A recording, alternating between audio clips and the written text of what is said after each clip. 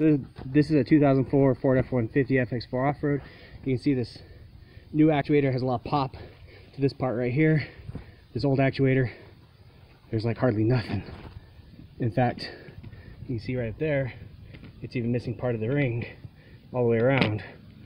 And this is the CV axle.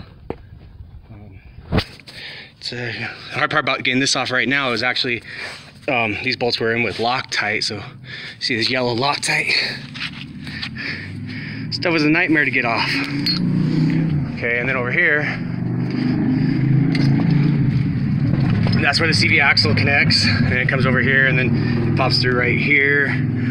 This is your steering linkage. It's really easy to take off. This is actually the first time I was able on the passenger side to get the top knuckle to separate, the upper control arm separate from the knuckle. You undo this bolt. In fact, the trick was this stuff right here called knock them loose. I couldn't get it on the driver's side at all like this. And then that separates the steering knuckle, and I was able to pull it straight through here. On the driver's side, actually I had to try to wiggle it for several, felt like hours to get it through this little gap right here where my finger is, right down there. And that was no fun. I also took out the strut. I'll be inputting some Rancho quick struts.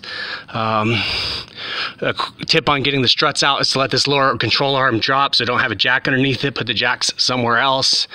I put the jack stand there after I had already got the strut out, but that little bit of separation of allowing the lower control arm to separate gets that strut out real easy.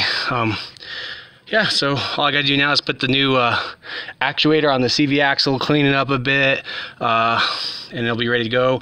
When this part falls, make sure none of these lines get damaged, and that's why I kept the steering linkage in, so that this knuckle wouldn't fall very far.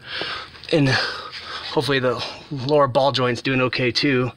Ooh, clean up all that too. And that's it.